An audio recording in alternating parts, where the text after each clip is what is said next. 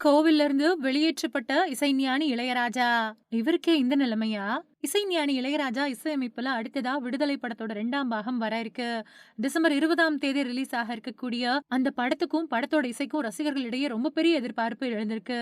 படத்துல இடம்பெற்றிருக்கக்கூடிய பாடல்கள் நல்ல ரெஸ்பான்ஸ பெற்றிருக்கு. இந்த சூழல்ல ஸ்ரீவில்லிபுத்தூர் ஆண்டாள் கோயிலோட அர்த்த மண்டபத்துல இருந்து வெளியேற்றப்பட்ட சம்பவம் ரொம்ப பெரிய அதிர்ச்சியை ஏற்படுத்தியிருக்கு. உலக தமிழர்களால இசைஞானி அப்படின்னு அழைக்கப்படுறவரு இளையராஜா.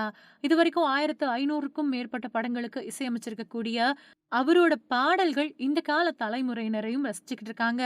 அவரோட இசையமைப்புல கடைசியா ஜமா படம் வெளியாச்சு. அடுத்ததா விடுதலை படத்தோட 2ஆம் பாகம் வெளிவர இருக்கு. டிசம்பர் 20ஆம் தேதி அந்த படம் ரிலீஸ் ஆகுது. வெற்றிமாறன் இயக்கியிருக்கக்கூடிய அந்த படத்தின் மேல எதிர்பார்ப்பு உச்சகட்டமா இருக்கு. விடுதலை படத்தோட முதல் பாகத்துல இளையராஜாவோட இசை பெருசா கொண்டாடப்பட்டுச்சு. அதே சமயம் என்கவுண்டர் சீனுக்கு இளையராஜா அமைச்ச இசைய ஒரு தரப்பினர் கடுமையா விமர்சனம் பண்ணாங்க.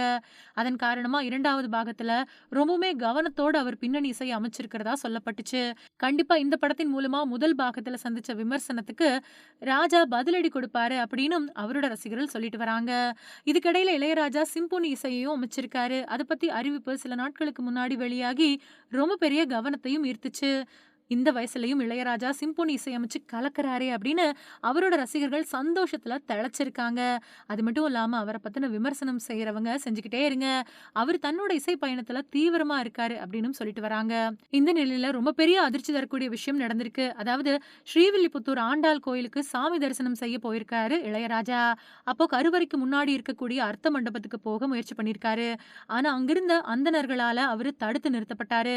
மண்டபத்துக்கு வெளியே நிக்க வச்சு அவருக்கு மாலை அணிவிச்சு மரியாதை செலுத்தப்பட்டுச்சு. அது தொடர்பான வீடியோ வெளியாயிருக்கு. இத பார்த்த ரசிகர்கள் இசைஞானி இளையராஜாவுக்கே இந்த நிலைமையா அப்படின்னு கேள்வி கேட்டு அவங்களோட கோபத்தை வெளிப்படுத்திட்டு வராங்க.